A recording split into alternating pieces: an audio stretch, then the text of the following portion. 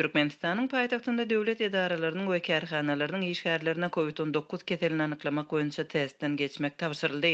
Adatlyň Aşgabatdaky habarçylarynyň maglumatlaryna görä buyruk 6 awgustda döwlet edaralaryna we kärhanalaryna berilipdir. Dün ýerden büdjet guramalary poliklinikalarda koronavirus üçin synagdan gytsagly geçmek hakynda täze buyruk aldylar. Munyň üçin maşgala lukmany işgäri laboratoriýa uğratmaly. Şol ýerden ol burundan hem bokurdagyndan sowukluk aldyryp virusyň ýokdugy barada öz işleýän ýerine resmi nama getirmeli bolmasa işlemäge ruhsat berilmeýär diýip Adatlyň habarçysy 7 awgustda habar berdi. We buyrugyň ýerine ýetirilmeginiň hökmanydygyny, testiň töleglüdigini hem saglyk ähtiýaçlandyryş şahadatnamasynyň bardygyna garamazdan işgäriň ony öz hasabyna etdirmelidigini beledi. Büdjet işgärleri üçin koronavirus testiniň bahasy 100 manada durýar. Habarçymyz paýtagtyň saglyk edaralarynyň işgärlerine salyglanyp ondan başga da virus tapylanda lukmanlara muny resmi namada görkezmezlik ema işgäri hassahana iýermek barada döwlet edarasyna habar bermek tabşyryldy diýip gurrun berdi. Adatlyk radiosy işgärleriň köpçülikligini testden geçirmek düzgünlüğüň sebäbini we jekmejeklerini Türkmenistanyň Saglygy saklaş ministrliginden we şeýle buyrug alan döwlet edaralarynyň anyklap bilmedi. Adatlyň habarçysynyň sözlerine görä döwlet işgärleriniň özleri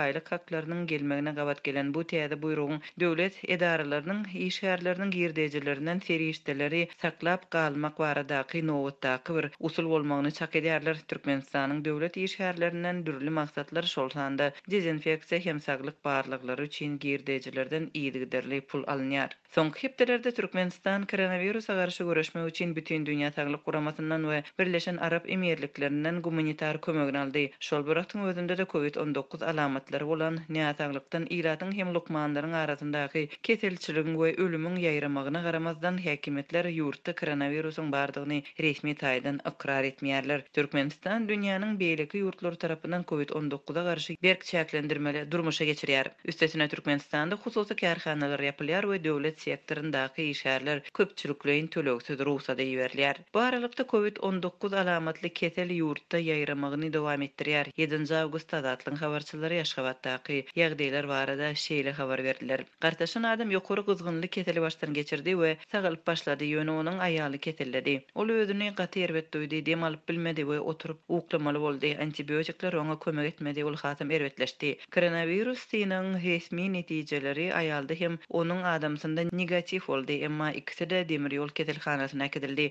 Floragrafiýa äriniň öýkünine bölekligiň zeper ýetenligini, aýalyň öýküniniň bolsa bütünleýi garalyp gidenligini görkezdi. Hastahanada olara dermanlar berilýär, emma soň garyndaşlaryndan talap edilýär. Ýöne hastahanada iýmit ýa-da agyz suwy ýok, garyndaşlary getirmeli bolýarlar. Bir ay öň 8-nji poliklinikada ýogulan garry maşgala lukmanyň koronavirusdan ölenligi tasdiklendi. Owuzhan köçesindäki Niýazow hastahanasy tutuşlugyna COVID-19 üçin işleýär we ol ýerde adam köp. Bu maglumatlary Adatlyň Aşgabatdaky habarçylary 7 awgustda gurrun berdiler. Türkmenistanyň Liwap vilayetinde daşary ýurtlardan baran adamlar ýerli karantinlere salynýar. 7 awgustda 121 adamlyk uçar Türkiýeden Türkmenabada barypdyr. Adatlyň vilayetdaky ygtybarly çeşmesiniň sözlerine görä, Türkiýeden baranlar koronavirus synagyndan geçip indi aeroportda garaşýarlar. Olaryň soň Özbekistan bilen Serkat ýakasyndaky Farab karantin zowlugyna eltilmegi planlaşdyrylýar. Çeşme gelenleriň arasynda Türkmenistanyň bir raýatynyň bardygyny, galanlaryň Türkiýanyň raýatlarydygyny habar berýär. 1 awgustda Adatlyk Istanbuldan Türkmenistana uçaryň barmagynyň planlaşdyrylýanlygyny habar berdi. Daşary ýurtdaky türkmen aktivistleriniň şonda habar bermegine görä, şol uçarda Türkiýedäki deportasiýa lagerinde saklanýan türkmenleriň şol sanda 17 ýylda Istanbulda türkmen konsullugynyň öňünde geçirilen demonstrasiýa wagtynda tutsak eden aktivist Nursultan Taganowanyň Türkmenistana uğradylmagynyň göz öňünde tutulýanlygy aýdylypdy. Adatlyň çeşmesi 7 awgustda daňdan Türkiýeden baran uçurda Nursultan Taganowanyň bolmanlygyny habar berdi. Marda vilayetden giriş we çykyş çäklendirildi. Munyň üçin adamlardan iş ýerinden we saglyk resmi namalary talap edilýär. Vilayetyň içinde hereket etmek üçin maskalaryň dakylmagy hökmany hataplanýar. Dün mardan çykyş ýapyldy. Barlygyny okudunda gelenlerden iş ýerinden şahadatnama we saglyk resmi namasy talap edilýär. Bu şahatnamalar bolmasa geçmäge ruhsat berilmeýär. Awtobuslarda maskasız transportda girmegen gadagyn edilenligi barada bildirişler bar. Hema sürüjiler muňa gözegçilik etmeýärler we adamlar muňa kän bir reaksiýa görkezmeýärler. Awtobuslarda durulýan ýerleriň hasabyna goşmaça oturguşlar goýuldy. Ýagny boş ýerleriň hemmetini oturguşlar bilen doldurdular diýip Azatlygyň habarçysy 7 awgustda mardaky ýagdaý barada görünberdi. Bu vilayetde virusa garşy Rimontagen dermanyny ýene-de az mukdarda ilata paýlap başlapdyrlar. 4 awgustda marda maşgaly şepagat uýalary öýlere aýlanyp virusa garşy Rimontagen dermanyny muht paýlap başladylar. Şol bir wagtyň özünde de Milli Howpsuzlyk Ministrliginden ýa-da polisiýadan jaň edilip derman serişdesiniň berilenliginiň soralan ýagdaý üçin aragatnaşyk maglumatlary bellap alýarlar. Derman ýaşy 60-65-den geçen adamlara berilýär diýip Azatlygyň habarçysy her adama hepdede 7 tabletkadan berilýänligini käbir ýerlerde maşgala şepagat uýalarynyň hem lukmanlarynyň bejerigini dowam etdirmek üçin dermanlary dermanhanalarda satyn almagy ilata maslahat berýänligini belledi. Onun sözlerine göre bolup geçen ýagdaýlar yerli ilatda ýurtda koronavirus ýok bolsa näme üçin bu derman paýlanýar diýen soragy döredýär. Könelen we peýdasy şu çaka çenli subut edilmedik. Rimontagen dermany Türkmenistanda iýul aýynyň başynda köpçülikliň paýlanyp başlanypdy. Öndürüji tarapyndan gödöňüne tutulan dozirowka göre bejergi üçin 30 tabletka almak hökman. Häzirki wagtda bu dermanyň her adam başyna sanlyca tabletkasy ýurduň beýleki vilayetlerinde hem paýlanýar. Türkiýede koronavirus pandemiýasynyň ýaýramagyny haýallatmak üçin girdilen peteklemeleri wagtyna işsiz galan türkmen migrantlary agyr şertlerde ýaşaýar. İşlerinden gazanç çeşmelerinden mahrum bolan adamlaryň arasynda çykgynsyzlyk sebäpli Türkiýanyň Istanbul şäherine köprüleriň aşagyny mesjidleriň işigini özlerine mesken edilen Türkmenistanly migrantlar barada habarlar gelip gowşýar. Bir tanışymyň gurrun bermegine görä Türkiýedäki käbir Türkmenistanlylar karantin sebäpli jaý kirelerini töläp bilmän köprüýüniň aşagyna ýatyp durýarlar. Onuň maňa aýdyşy ýaly entegem tomut bolany. Gyş gelse näme bolar bu adamlara diýip 6 awgustda Azatlyk radiosynyň habarçysy habar berdi. Türkmenistanyň soňky bir näçe ýylyň dowamynda ykdysady kynçylyklaryň ýetileşmegi, Türkiýe bilen Türkmenistanyň arasynda wiza düzgünleriniň ýeňilleşdirilmegi, dil we medeniýet meňdeşligi ýaly sebäpler ençeme Türkmenistanlyny ekden çözlegünde Türkiýe gitmäge ýiterdi. Ýöne Türk häkimetleriniň pandemiýany haýallatmak üçin ýurt boýunça mart aýyna girden petekleme çäreleri türkmen migrantlarynyň ençemesini işsiz we öýsiz goýdy. 6 awgustda Azatlyk radiosy bilen anonim şertde gurrundaş bolan Türkmenistanly bir migrant türkmenleriň Türkiýedäki iş mümkinçilikleri we koronavirus çäklendirmeleri barada gurrun berdi. Koronavirusdan ozalam Türkiýede iş bilen bagly ýagdaýlar öwürlük däldi. Adamlar iş tapmak kyn üstesine az tölenýär. Mart aýyndan başlap ýaşaýjylara köçä çykmak resmi taýdan gadagan edildi. Şol sany dukanlar, kafeler, jemgyýetçilik ýerleri, fabrikler ýapyldy diýip Zähmet migrant aýtdy. Ol pandemiýanyň öz ildeşlerine ykdysady taýdan agyr zar buranlygyny aýtdy. Türkmenistanly migrantlaryň köpüsi esasan erkekler we ýaşgylar, ofiçant ýa gapgaç ýuwjy bolup işleýärler. Ýa-da tekstil fabriklerini ýa-da bolmasa tekstil önümleri satylýan dukanlarda işleýärler. Biziň raýatlarymyzyň aglawa bölegi işsiz galdylar diýip türkmen migranty gurrun berdi.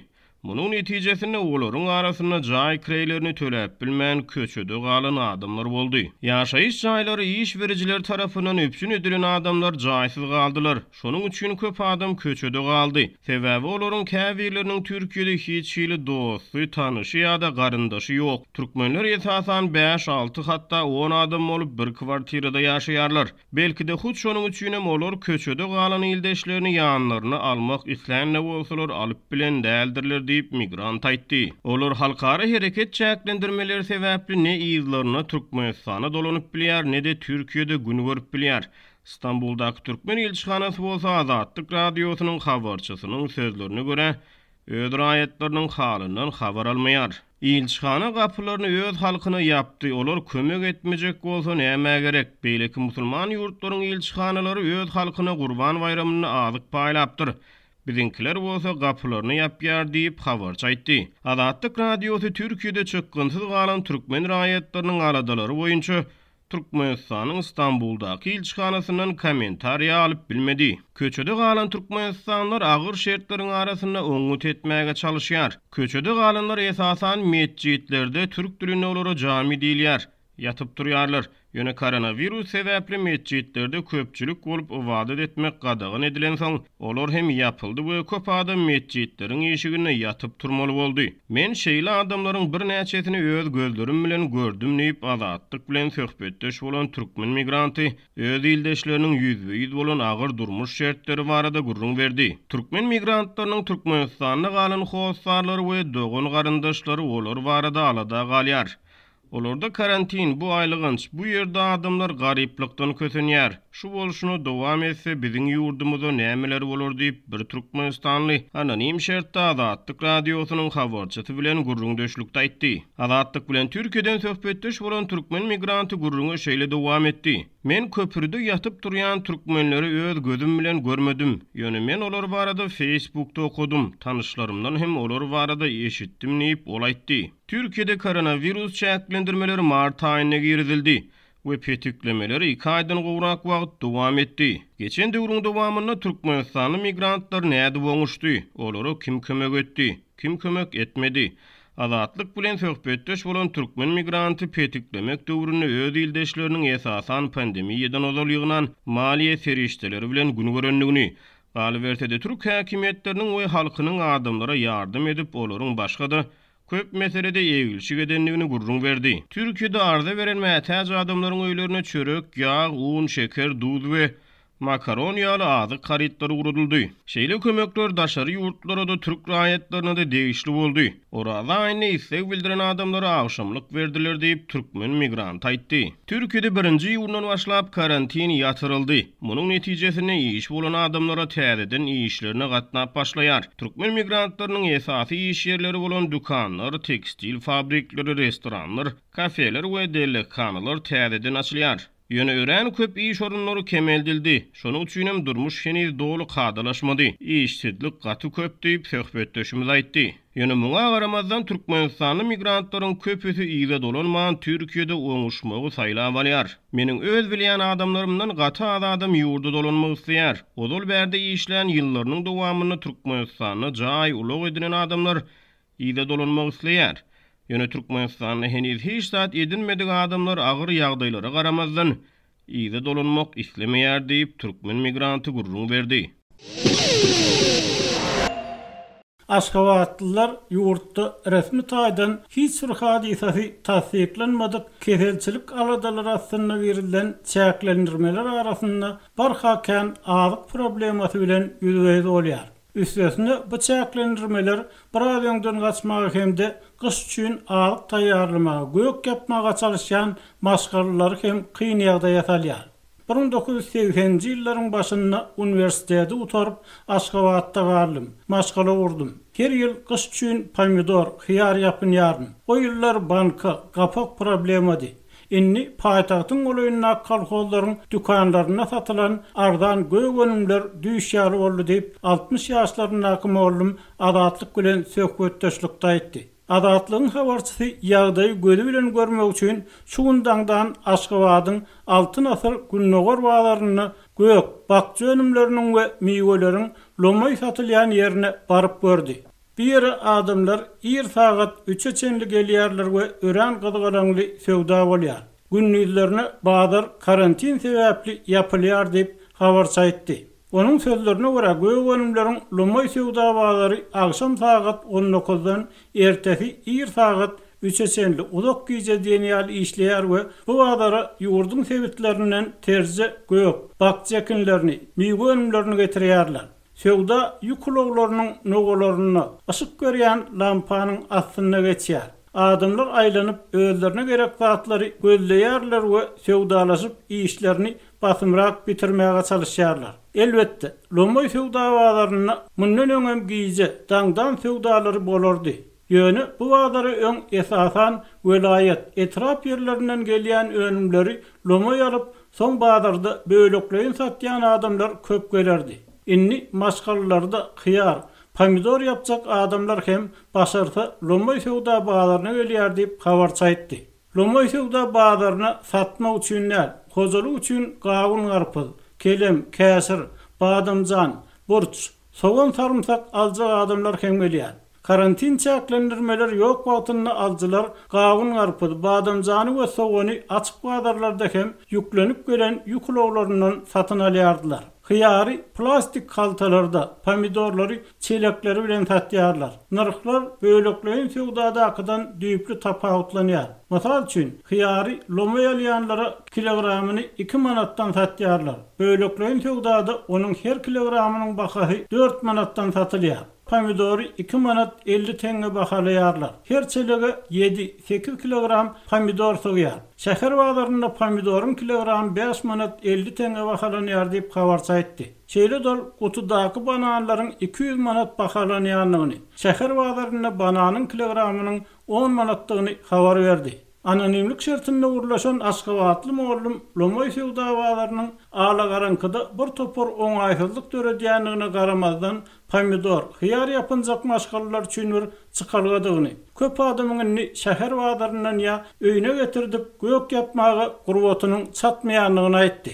Türkmen mediýasy soňky döwürde ilaty gysyn ýazyn ter gök önümler migo bilen üpçün etmek tagallalarynyň edilýänligini, daşary ýurtlara eksport edilýän önümleriň möçörüniň artdyrylýanlygyny habar berýär. Ýöne bu maglumatlar ýa-da köp öndürilýänligi aýdylýan önümler bazarlardaky bahalaryň aşak gasmagyna kän täsir ýetirmeýär.